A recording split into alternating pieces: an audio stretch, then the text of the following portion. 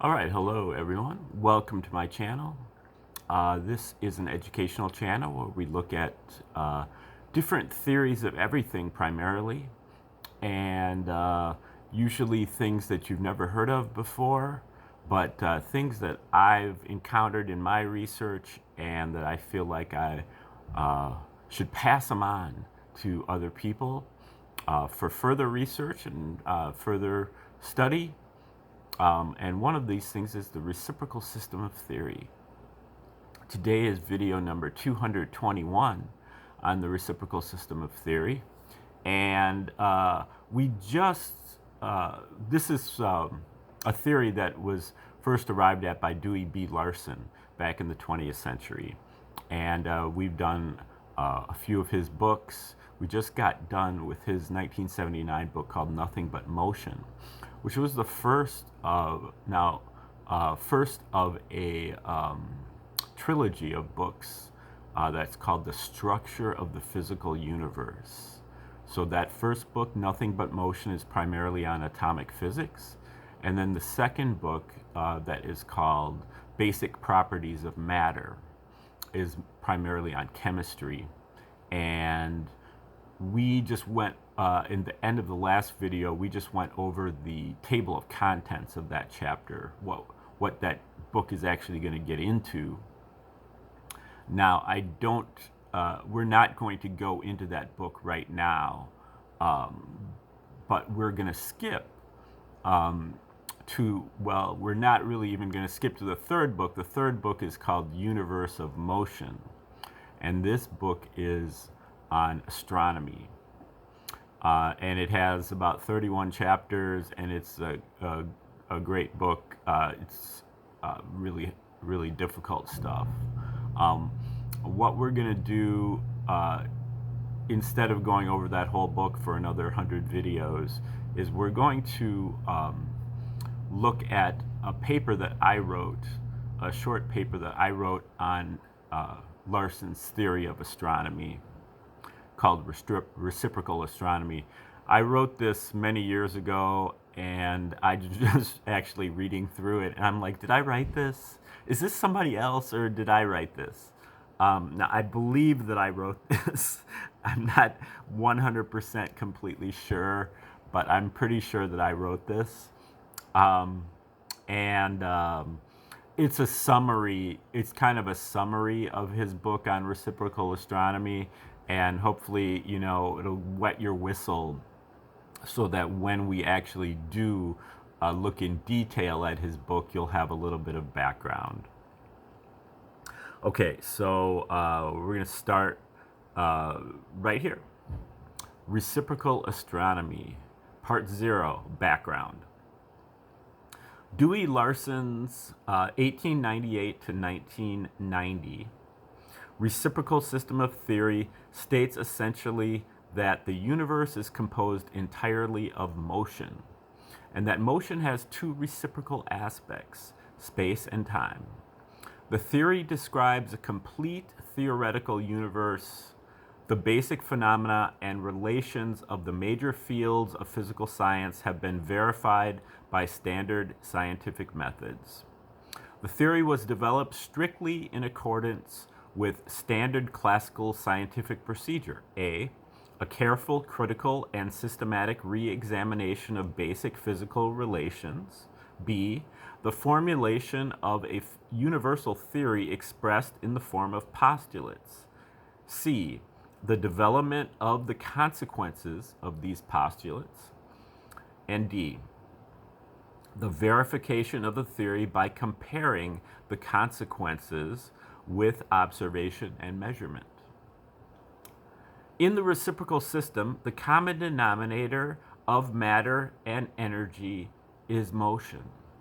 A great many scientists and philosophers, including such prominent men as Eddington, Descartes, and Hobbes, have tried but failed to construct a theory on this basis because they failed to recognize that the switch to a universe of motion requires a redefinition of space and time.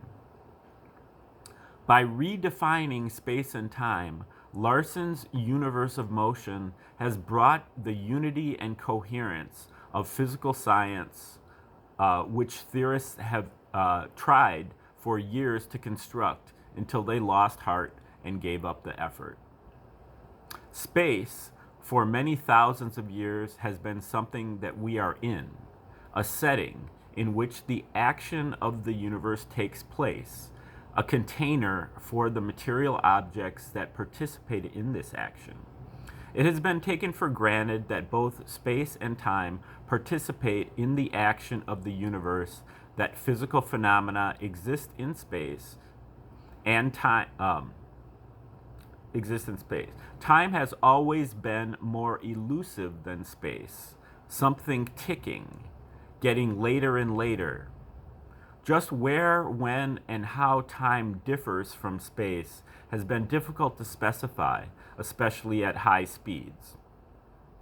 In the reciprocal system of theory, for the first time in scientific history, a totally new concept of space appears, which recognizes the solution to these puzzles is implicit in a universe of motion. Motion is the relationship between space and time. And space and time are reciprocal aspects of motion. One of them is the numerator, the other is the denominator, and each can be multidimensional. One consequence that follows directly is that the space-time relationship is a general one. Space and time are reciprocally related everywhere in the physical universe. Velocity, space over time, is not the only relationship between space and time. In fact, all other phenomena of the universe can be described entirely and solely in terms of space and time. Energy, says Larson, is time over space. Acceleration is space over time to the second power. Matter is time to the third power over space to the third power. Force is time over space to the second power. Permittivity is space to the second power over time. Pressure is time over space to the fourth power, and so on. Currently, establishment scientists are confused by the dazzling array of units and constants in their MKS system of units that have no clear connection with one another. Having a coherent system of units provides insights into the true nature of these scientific phenomena, along with a check for the system as a whole. As we move forward from the well-known phenomena of our everyday environment to less familiar fields, direct observation becomes illusory. As we move into the realms of the very fast, the very slow, the very small, and the very large, our observation equipment, our telescopes, microscopes, and atomic clocks become less reliable. But Larson's conceptual theory stays in focus. I have a number of visualizations that are built into this paper. The first one is sitting on Earth, paper on a table on Earth doing geometry. I don't know if that's the end of the visualization. I guess it is. Now, the idea is that if you're sitting on Earth doing geometry, you feel like you're doing plane geometry. But in actuality, if you accept the spherical Earth theory, you are actually on the surface of a sphere. And so, you can't actually be doing plane geometry on a sphere. So I guess that's the general idea there of that visualization. I think the visualizations become more specific to the actual reciprocal system, but okay. No longer are we limited to exploring the regions that are clearly visible and leaving all else to speculation and fantasy. For insight, we can apply Larson's theory to any topic, visible or not. Okay, part one, the astronomical rules. Each dust particle is composed of incredibly large in numbers of atoms. Each star is composed of incredibly large numbers of dust particles. And each galaxy is composed of incredibly large numbers of stars. The sun is a pretty average star in a pretty average galaxy, the Milky Way. Galaxies, stars, planets, and moons all rotate around their axes. Stars rotate around galaxies, planets rotate around stars, and moons rotate around planets. All also participate in the background rotations and recessions. A common unit of measure in astronomy is the light year, the amount of distance light travels in 1 year, at approximately 700 million miles per hour. This distance is about 60 trillion miles for a light year. Now, I will point out here that Dr. Bruce Perret has done, he's one of Larson's primary followers and I would say revisers. He's gone through Larson's work extensively and he's pointed out a few errors. Now, Larson did say that the reciprocal system itself is correct, but whether I have applied it correctly in every circumstance is a different question, and I may have made some mistakes in my application. And Perret has found a few mistakes and has at least convinced me that a few of those corrections are valid. This one I don't know, but Perret has kind of revised a lot of Larson's calculations in terms of the astronomy.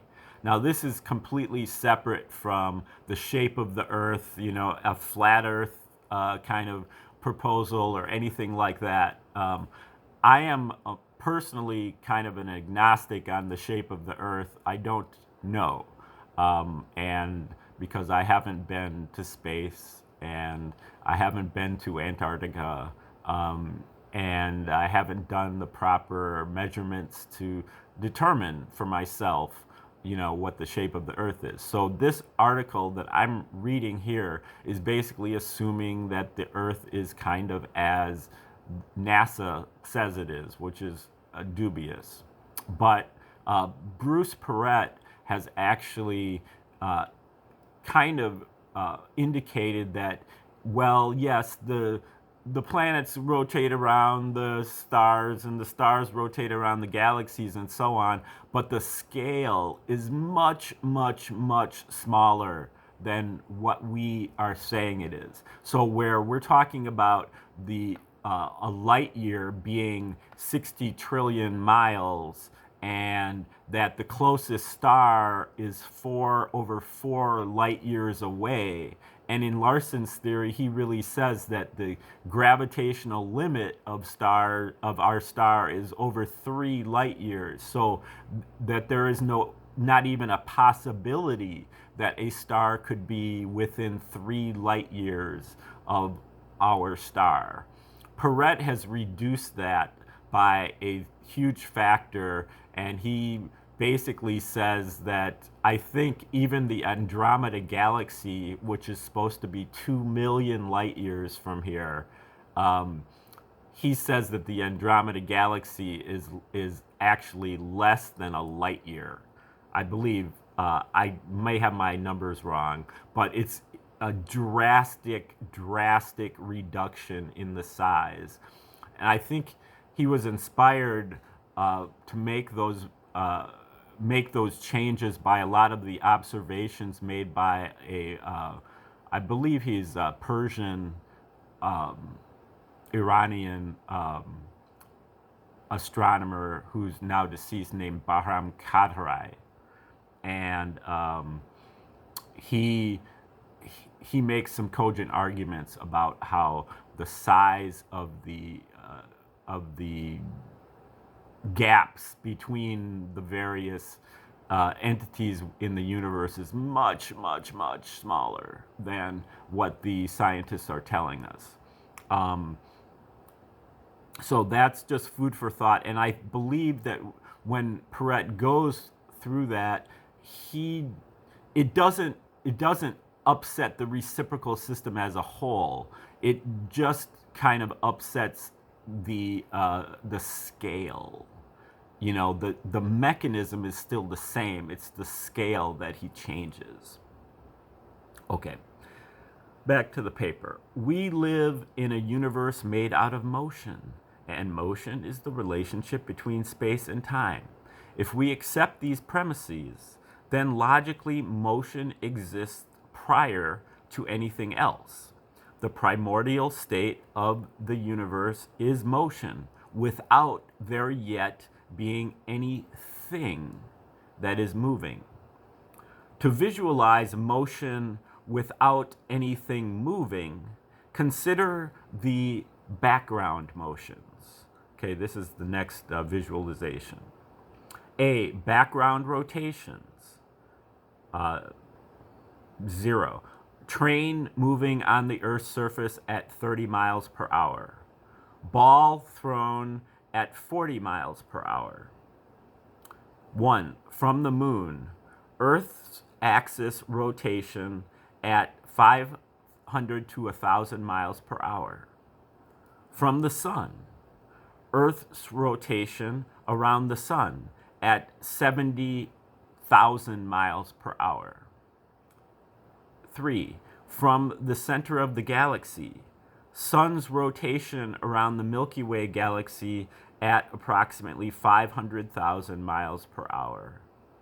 4. From outside the galaxy, the Milky Way galaxy's recession from other galaxies at up to 700 million miles per hour. 5. From the outside edge of the universe, recession from all other galaxies at 700 million miles per hour, the speed of light.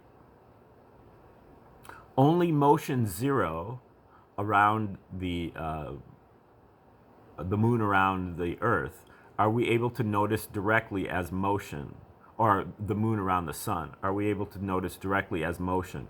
Numbers 1 and 2 we notice as change of time.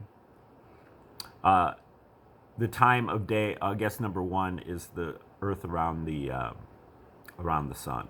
The time of day and the time of year. Motions 3 and 4 are noticeable only with the most advanced instruments known to man, even though the magnitudes of these motions are much higher than numbers 1 and 2. In all cases, the primordial motion 5, that recession at the speed of light, is pre-existing, omnipresent, and unobservable. Our observations can only be based on an alteration of that original background rotation. To us, it feels like complete stillness. And certainly this visualization here has been used by flat earthers to, show that the Earth is actually flat and completely still. So we're either on a flat Earth that's completely still like that, or we have to basically posit all of these background rotations and that we are unable to really notice them. In Larson's universe of motion, the basic, omnipresent, pre-existing kind of motion is a scalar motion. The existence of scalar motion is acknowledged but mostly ignored by scientists.